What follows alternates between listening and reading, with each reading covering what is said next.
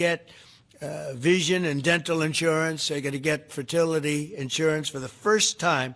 So I don't know. I don't know how well these things are covered. I see the Democrats like to take credit for all of the things we do. We do the things and they take the credit.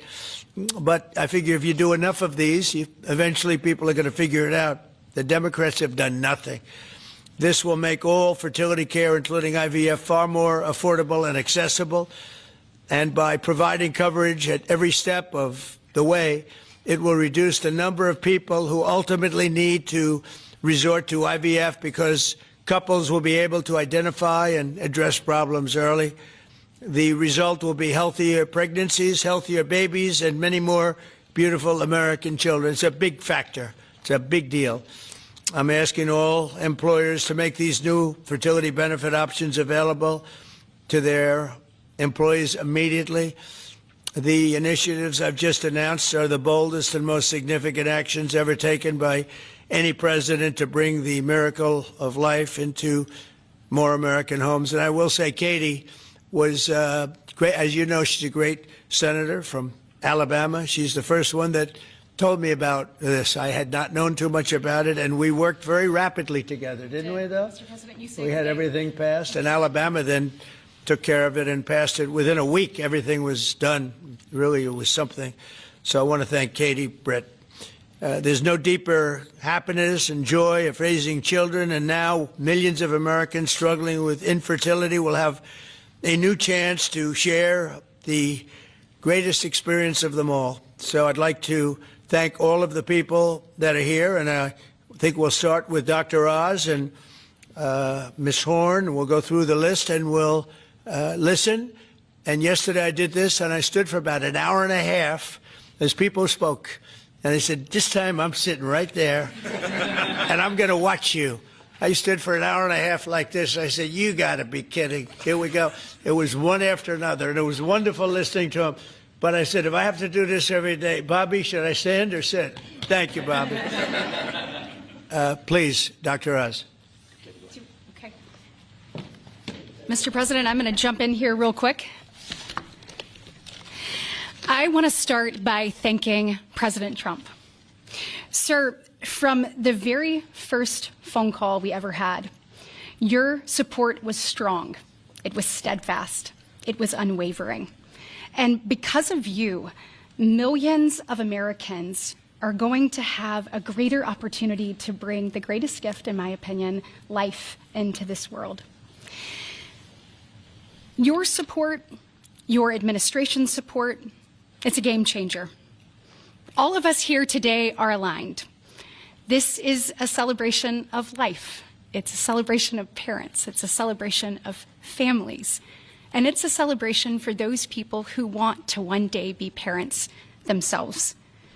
I think every parent can attest, and I certainly do myself, that the greatest gift that God has ever given me is the ability to be a mom. We want more people to have that opportunity. We want to make that easier and more affordable. IVF is what makes the difference for so many families that are facing infertility. So you've seen the numbers. It's either 1 in 8 couples, or some people say as much as 1 in 6, are actually experiencing issues with fertility. It's 9% of males and at least 11% of females that are facing these challenges as they work to build their family. The recommendations today that President Trump has set forth are going to expand IVF coverage to nearly 1 million more families, and they're going to drive down cost significantly. Mr. President, this is the most pro-IVF thing that any president in the history of the United States of America has done.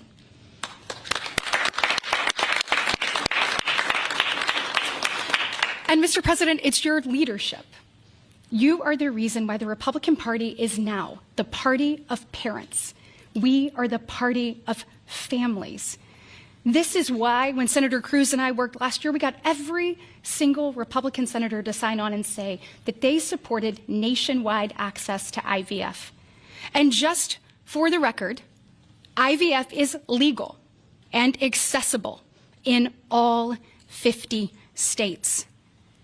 And President Trump taking this action today to lower cost, to bring these issues to the forefront, and to enact solutions for people working to start their families, I want you to know it's significant and there's more to come. But this isn't the only thing that you've done to prove that we're the party of parents and we're the party of families. If you look at the working family tax cut, guys, he made sure that hard-working parents were front and center in that legislation. You know, whether it was child tax credits being expanded and made permanent, whether it was Trump accounts that are going to change the game for so many parents, or whether it was childcare.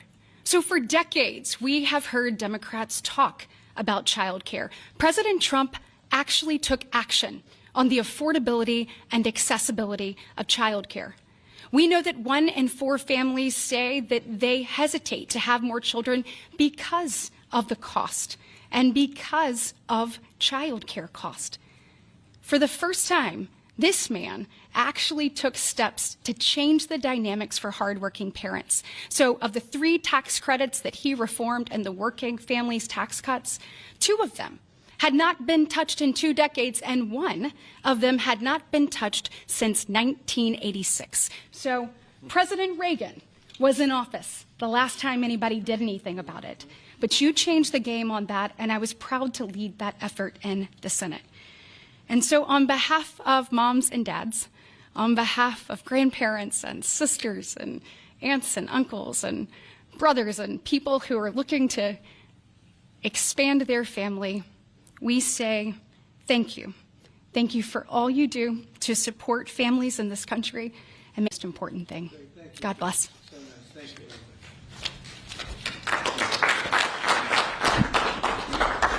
So let's set the stage.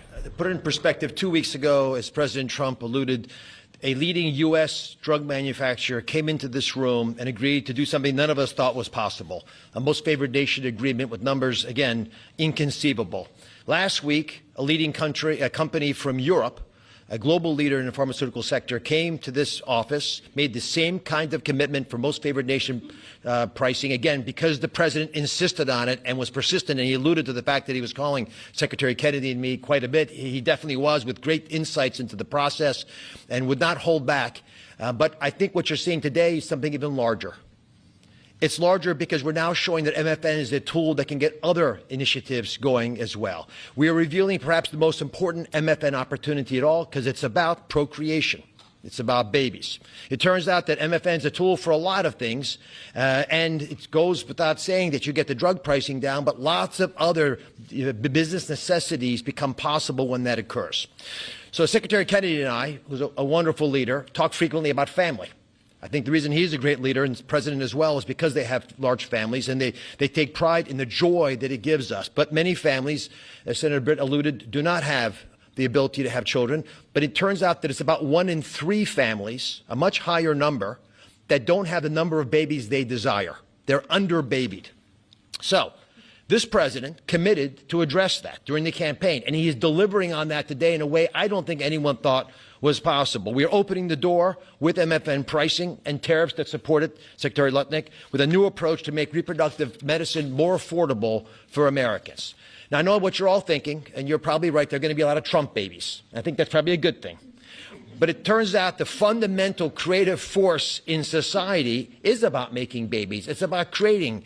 And this country, the one that President Trump is leading so beautifully, has been a country of abundance, not scarcity.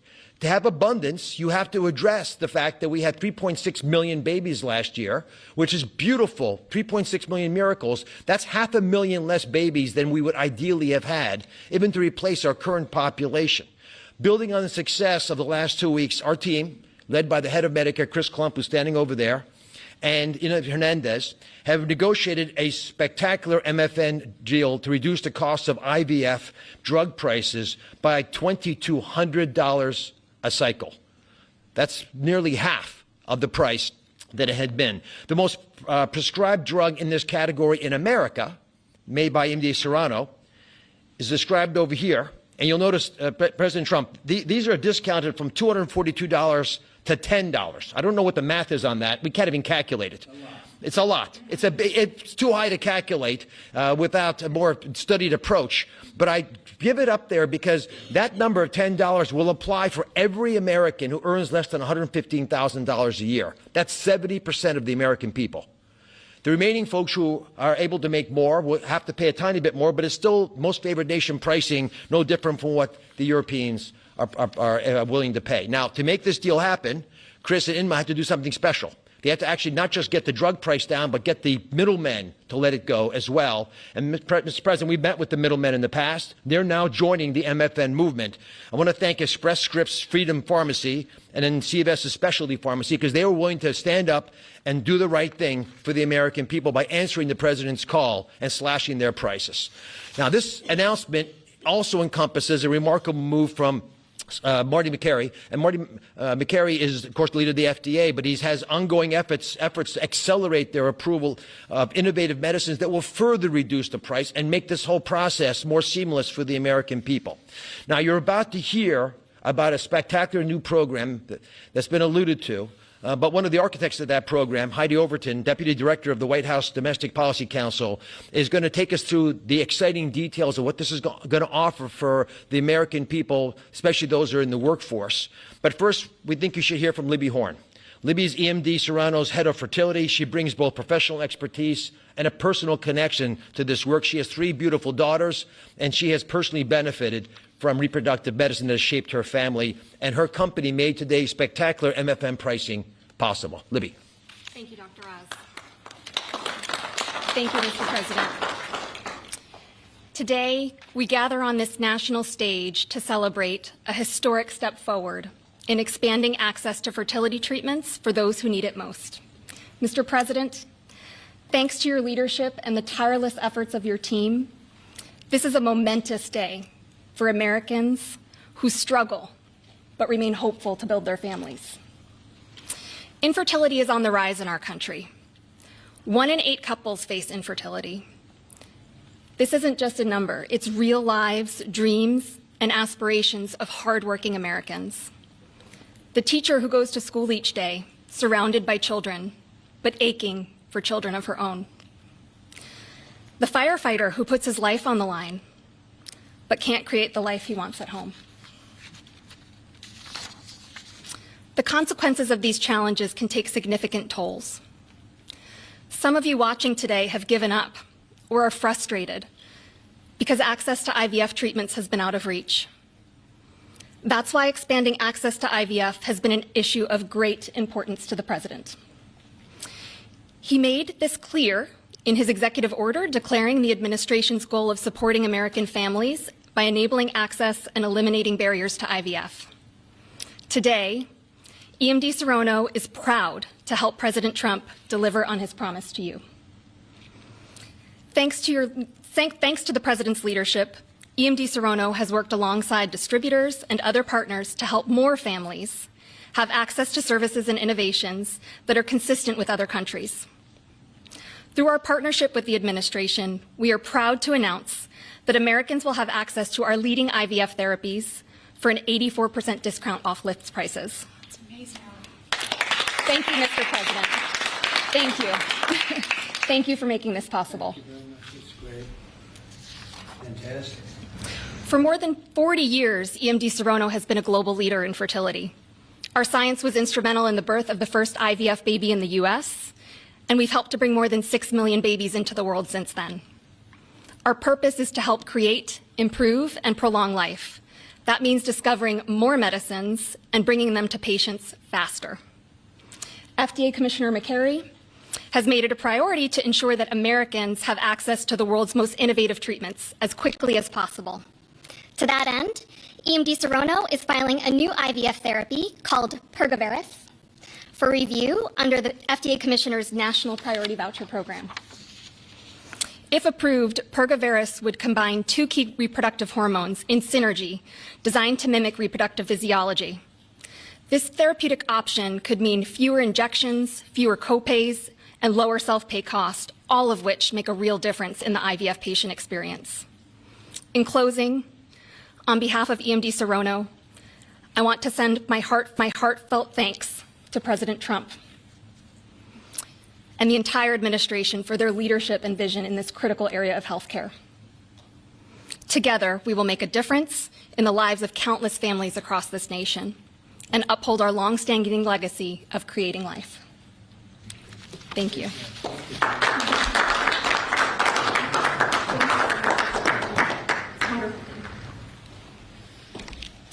Mr. President, thank you for your bold leadership that's allowed our teams to go far beyond what anyone thought was possible. On behalf of the Domestic Policy Council and Vince Haley here, we would like to also thank all the agency partners and the stakeholders that we worked with to get to the solution today that will make a real impact for families. Specifically, today's historic actions, 4 in total that you see, are made possible by coordination of all of the White House team and 7 agencies, many of who are represented here, and their teams that have worked tirelessly. As you described, Mr. President, the current system isn't working. 7 in 10 Americans don't have coverage to IVF. They face high costs and uncertain outcomes. And there's intense demand for fertility benefits. 65% of Americans say that they would leave their current job just because of fertility benefits. So you asked us to lower costs and to fix the broken incentives in healthcare. In addition to lowering the cost of drugs by 73% or $2,200 per cycle, which if you missed it, most people require 2 or 3 cycles. So that's significant savings for families. I'm also going to briefly outline the new solution for coverage. This is a new fertility benefit option that employers can immediately offer to their employees starting today. This afternoon, the Departments of Labor, Health and Human Services, and Treasury will be releasing guidance that, for the first time, creates a legal pathway for employers to offer fertility benefit packages to people that need them, similar to how dental, vision, and life insurance are currently offered. This will be followed up by a regulation. These benefits can address the continuum of fertility needs, from the root causes of IVF, which Secretary Kennedy is working on very hard at HHS, to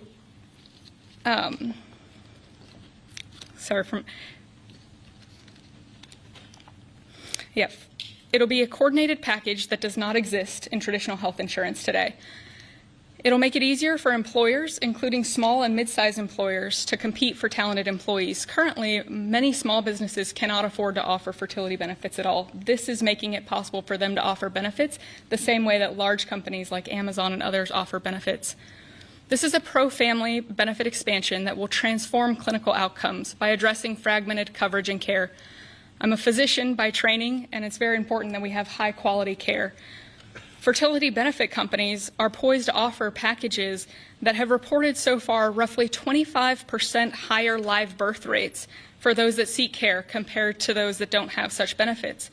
They also report fewer cycles to achieve pregnancy, improved natural pregnancy rates through better care before you need IVF, and reduced chance of miscarriages, a 21% reduction in miscarriage rate. Leading physicians in the field have also relayed that these types of benefits significantly improve the patient and doctor experience, allowing both to focus on care rather than navigating the bureaucracy. These impacts are very personal. Here with us today are my good friends, Congressman Richard Hudson of North Carolina and his wife, Renee Hudson. Both have worked in public service for years, including Renee for all 4 years of your past administration, Mr. President, and they struggled with infertility. Today they have a beautiful son who's their pride and joy. He's an amazing boy. But they also suffered multiple losses throughout their fertility journey, something that is very common. Unfortunately, too many people go through the hard, arduous process of IVF and still result in a miscarriage. So today, your option is not only saving money, it's going to improve the quality of care significantly. This new benefit option simultaneously represents the greatest opportunity to expand coverage of IVF that the federal government has ever taken, while also improving the care delivered. Additionally, and very importantly, it gives employers maximum flexibility to design benefits that are consistent with their values. Put simply, this new fertility benefit option means lower costs and more healthy babies. So today, this announcement, we are realigning the industry towards the simple metric of more healthy babies at lower costs. I would now like to introduce Samantha Bush, the wife of NASCAR driver Kyle Busch, who's been a leading advocate for IVF access and affordability after your own infertility journey. Thank you, Mr. President. Hello, everyone.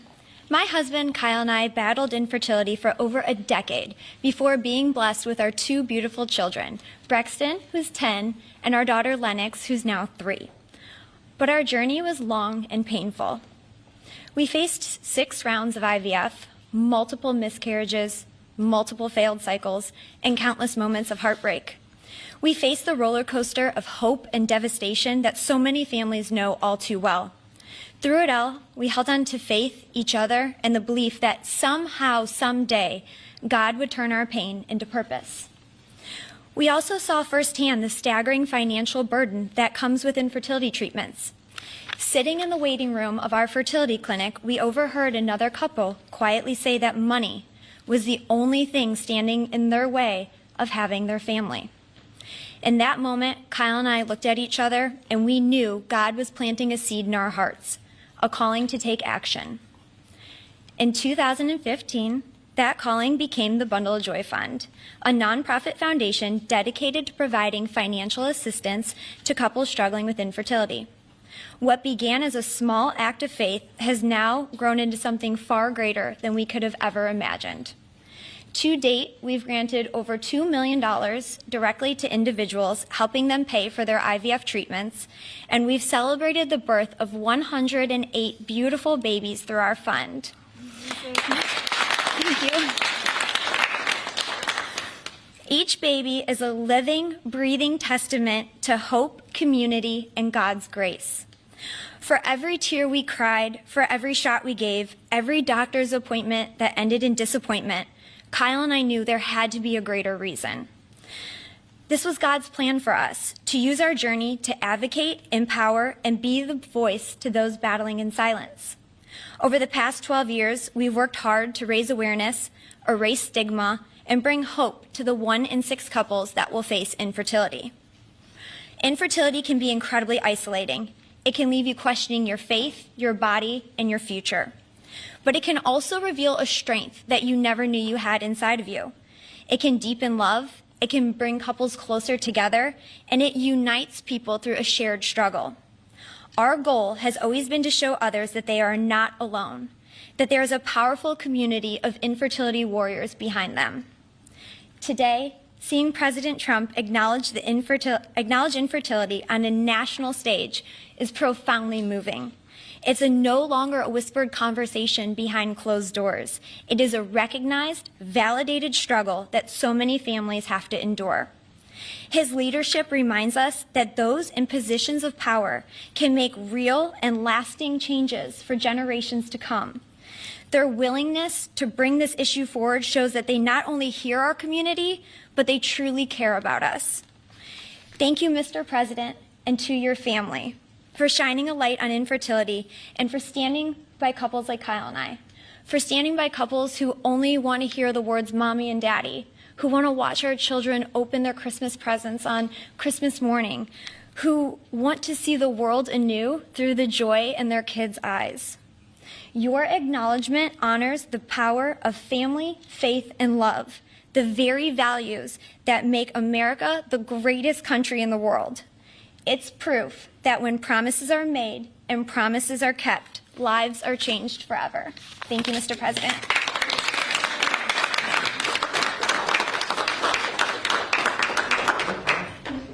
Anybody else? Howard, you would like to say a couple? I was hoping you would say that.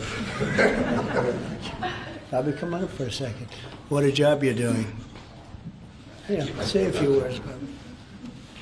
Thank you, Mr. President. Thank you for your vision, your commitment to our country. When my uncle was president, the fertility rate in this country was 3.5%. Today, it is 1.6%. The replacement rate, in other words, the amount of fertility that you need in order to keep your population even, is 2.1%. We are below replacement right now. That is a national security threat to our country. And we know why this is happening. And President Trump is addressing the root causes through his MAHA agenda of reducing endocrine disruptors, the exposure to chemicals that decrease fertility. Today, the average teenager in this country has 50% of the sperm count, 50% of the testosterone as a 65-year-old man. Our girls are hitting puberty 6 years earlier. And that's bad, but also our parents aren't having children. Parents who want to have children do not have access. I have 7 children. I feel that God has blessed me with that, and I can't imagine how different my life would be if I did not have that blessing. I want to point out also that this morning Harvard University released a study that showed that the obesity rates have now climbed over 70%. And this, again, is for the same reason we're flooding our kids. We're poisoning mass poisoning a generation of kids with chemicals. President Trump has instructed us to stop these problems at the root cause. But he's also recognized that there are people who are injured, people who are not living their life to the fullest, and he's addressing that. Last week, we made GLP drugs available at Most Favored Nation. And this week, it's IVF. Oh, I want to thank you so much for that, Mr. President. I saw on an airplane the other day, you said that you didn't believe that you were going to get to heaven. You're doing God's work here. You've made peace in the Middle East, which is beyond anybody's imagination. And now you're giving millions of Americans a chance to have babies. And you're doing this while the government is locked down by the Democrats. But this administration has not stopped working for the American people. And that's because of your energy, your commitment, your vision. And I want to thank you for allowing me to be part of it.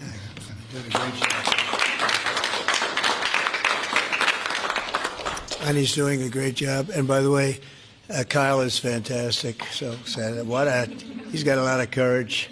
I wouldn't do that. I wouldn't care. Howard, you and I would not be good at that. We'd go about 30 miles an hour, but we'd be safe. Anyway, so thank you very much. Any questions, please? Mr. President, you posted earlier today. Yeah, please. Mr. President, this is a major campaign promise that you made. It was a big hot topic towards the end of the election. You're delivering on that again. I actually had a question for Secretary Kennedy or Dr. Heidi. Dr. Heidi, you said something that I thought was really important. You talked about how this coverage option, this benefit option, gives companies the maximum flexibility to design benefits consistent to their values. I was wondering if either you or the President could expand on that and talk about why that's an important thing to understand about this program. Yes. Thank you. It's a great question. We think that employers are best situated to know what them and their employees want to contribute to in relation to their benefits. So employers are going to be able to decide how to cover the root causes of infertility, things like obesity, metabolic health, and other things that are impacting infertility. And also, if they want to encourage their employees to see certain types of doctors, and they can work with providers that are identifying the highest quality fertility providers. And so it puts them in the driver's seat. And our view is that we want employers to be the ones that can make those decisions, not the government. Thank you. All right. That's a good answer. Yeah, it was. That was a very good answer. Yeah, please, go ahead. Mr. President, previously you did not seem to be bothered regarding Hamas cracking down on what you called gangs, actually, a couple of gangs. And today you issued a threat against Hamas on Truth Social. What has changed? And what was said? Go ahead. You said if they continue keep killing innocents in Gaza, that if that continues, the United States will go after them. I know I issued a strong statement. That's right. They used to be gangs, and now you're saying innocents. What made you think they're innocents now? Well, I'm looking at what's happening, and that wasn't the deal that was made, and we'll see what happens. It's calmed down. It's a tough neighborhood. We know that. We have a commitment from them, and I assume they're going to honor that commitment. I hope they do. And I understand they brought back some additional bodies today. It's a rough deal when you think of it, right? Very rough. We have our hostages back completely. We were very lucky with that. But it's a tough situation. They brought back bodies today, as you probably know. But they also said they're going to behave. We're going to find out if they behave. If they behave, good. If they don't behave, we'll take care of it. Yeah, please. Following up on that, when you I didn't say say you. You CNN fake news. Go ahead. You said in your post that if they kept killing people in Gaza, we would have no choice but to go in and kill them. So do you mean U.S. forces would go in and take out Hamas? No, I didn't say who would go in, but somebody will go in. It's not going to be us. We won't have to. There are people very close, very nearby that will go in. They'll do the trick very easily, but under our auspices. Could I follow up? You also posted about your call with President Putin today, and you spoke about the meeting in Hungary with him. Do you have a timeline or a date set for when? I would say within 2 weeks or so, pretty quick. Marco Rubio is going to be meeting with his counterpart, as you know, Lavrov, and they'll be meeting pretty soon. They're going to set up a time and a place very shortly. Maybe it's already set up. They've already spoken. And I thought it was a very good phone call. I thought very productive. But I'll be meeting with President Putin, and we'll make a determination. Tomorrow I'm meeting with President Zelensky, and I'll be telling him about the call. I mean, we have a problem. They don't get along too well, those two, and it's sometimes tough to have meetings, so we may do something where we're separate but equal. We'll meet and talk parties, but this is a terrible relationship the two of them have, and it's one of those things.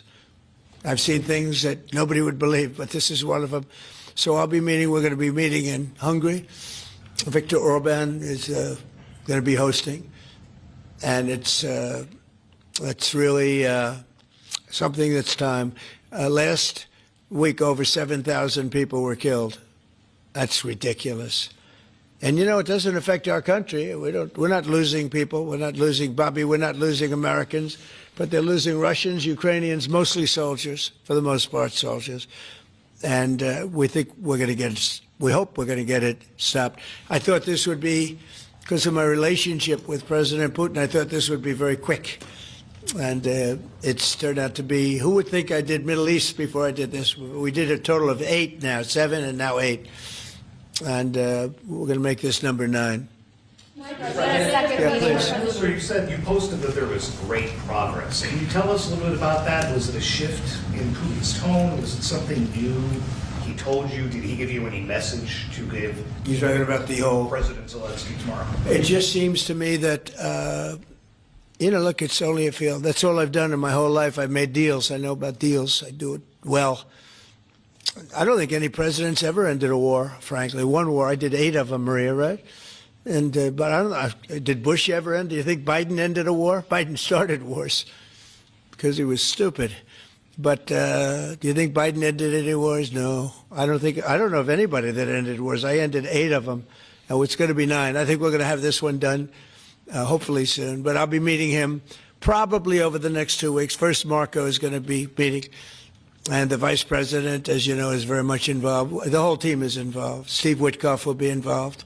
Yeah, please. What did you tell them about the Tomahawks? Did you discuss the Tomahawk missiles? Did you discuss? Well, we talked about it a little bit. Didn't say much, but I do say to you, we need Tomahawks for the United States of America, too. We have a lot of them, but we need them. I mean, we can't deplete for our country. So, they're very vital. They're very powerful. They're very accurate. They're very good, but we need them, too. So I don't know what we can do about that. Why do you think a second meeting with Putin? Why do you think a second meeting with Putin now will yield different results? Well, I think Alaska actually set a stage, and that wasn't very long ago, but it set a stage. You have to understand, I came into this situation. I didn't start this war. This is a Biden deal. And I came into it, and it was a mess. It could have led to World War III. In my opinion, this could have led to World War III.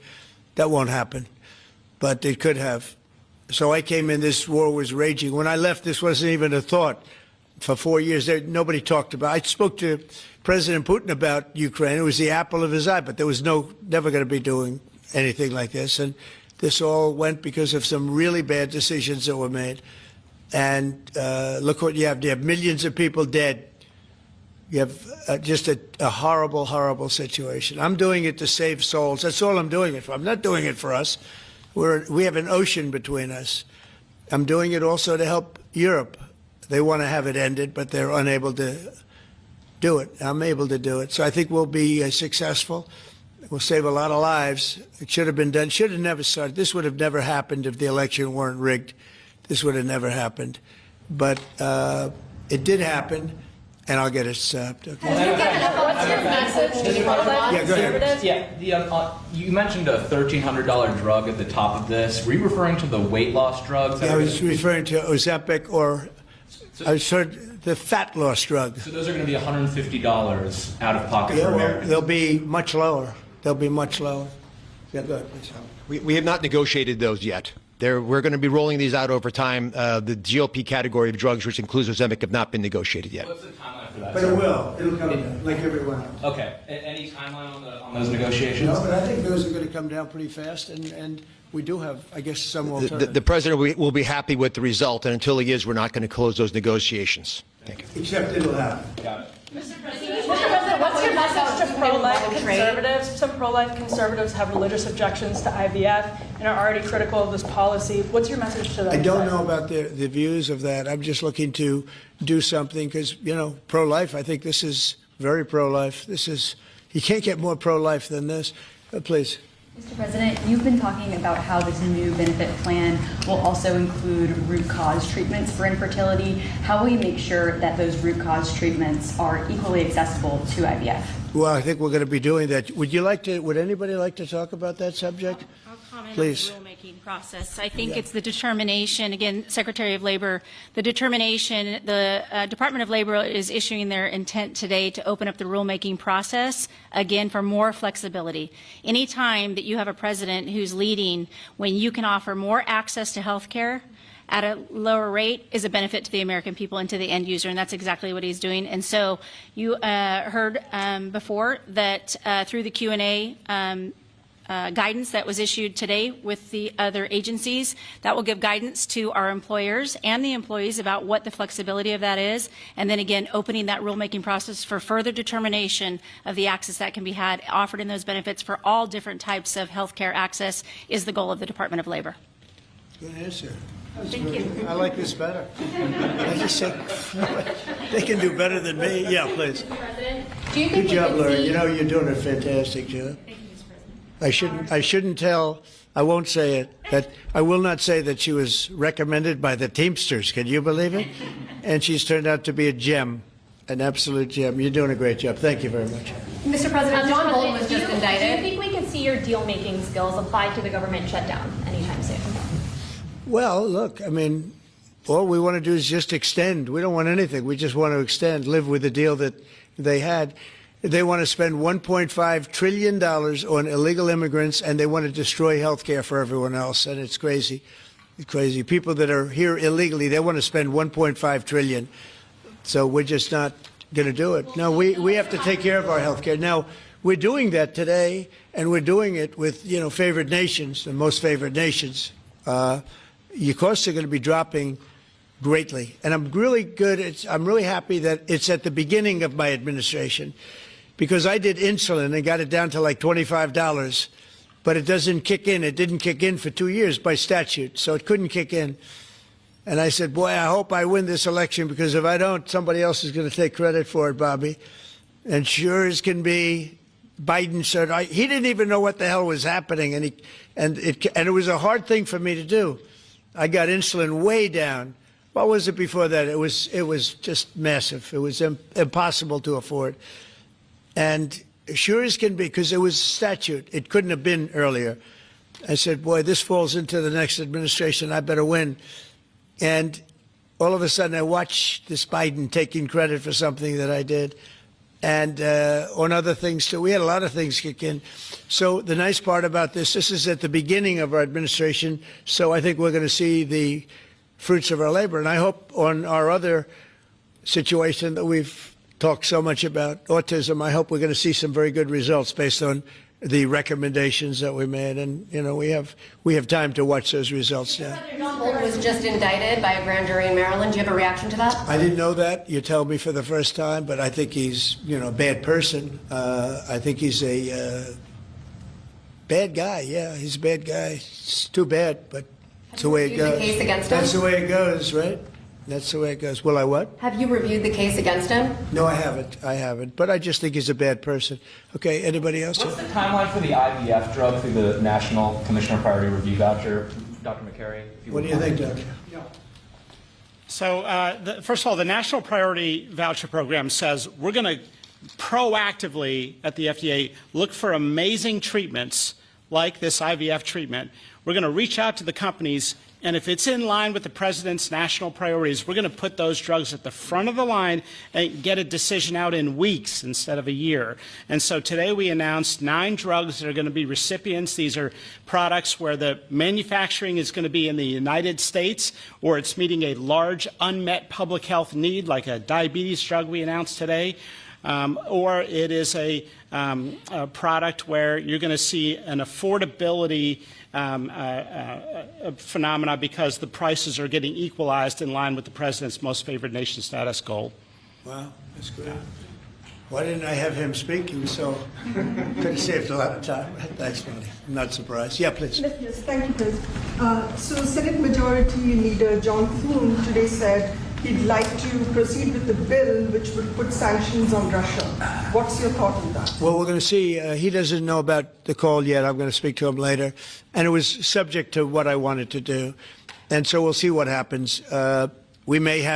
This may be such a productive call that we're going to end up, we want to get peace. We want to stop the killing.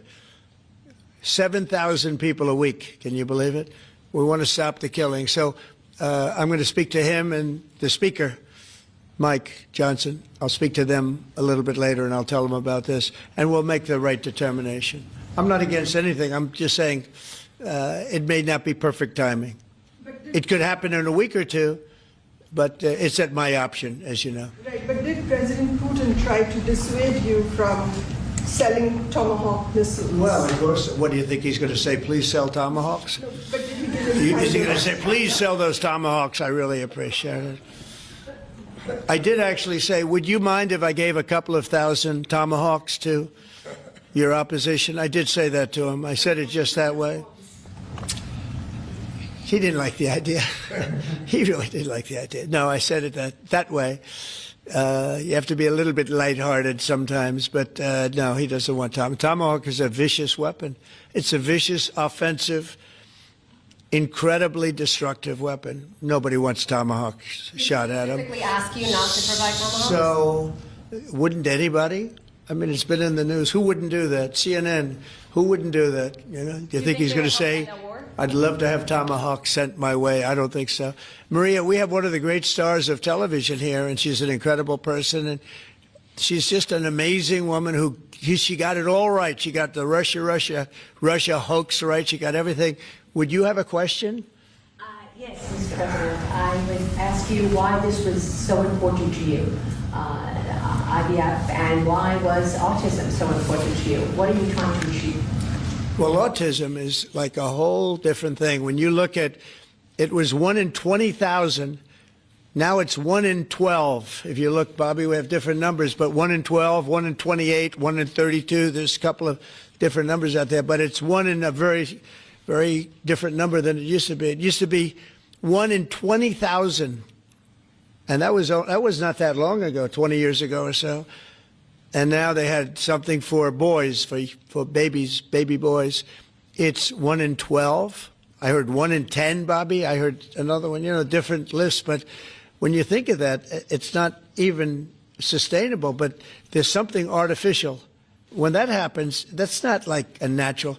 And then you have certain groups of people that literally don't have autism, and they're not taking some of the things that we're taking. So we're working very hard. And on IVF, it's just that I have friends, including Katie, that called me and they told me the importance of it. I wasn't that familiar with it. Now I think I've sort of become the father ever since I heard. There was a bad decision in Alabama where a judge wanted all clinics to be immediately closed, right? And Katie called up and you said you were pretty strongly attacked by your friends that you didn't even know were involved with IVF, right? You had people that had grandkids, people who had gone through IVF themselves, telling their story and Yeah. saying there are people that cope out there. Tell what you did when you heard from your friends. You said this was not, they almost became violent. Right? Yeah, I told him, I said, Mr. President, we need you. We need your voice in this conversation. We need the directive. We need the strong support because there are millions of people out there, moms and dads, wanting to bring life into the world. And you had people, the chilling effect that occurred across Alabama, there were people that were in the middle of that process that had been praying to have a child, and that was halted. And so the reality of that was very stark in our state. And so I was able to tell the president some of the stories of people, friends and grandparents and relatives that told me what they had experienced and also, what they were fearful of in the future. And the president very quickly acted, spoke with a strong voice, and really led the way. Obviously, we saw Democrats continue to fearmonger for the remainder of the year, trying to use it as an election issue when actually IVF is legal and accessible in all 50 states. And President Trump very clearly said where he was on this. And he said, I'm going to make sure that this is more accessible and that it is more affordable for families coast to coast. That's exactly what he did, but it's that real life, those real life stories, sir, that he responded to. And that's what people don't know about him. He cares. And when you tell him what American people are dealing with, he wants to do something about it. You have leaders and politicians that come before him that want to talk about things. President Trump wants to actually make things happen. That's exactly what he did here, and I'm so grateful, Mr. President. Thank you, Katie, very much. Appreciate it.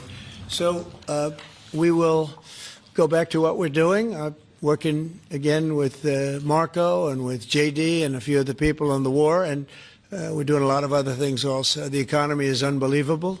It really is. It's been incredible.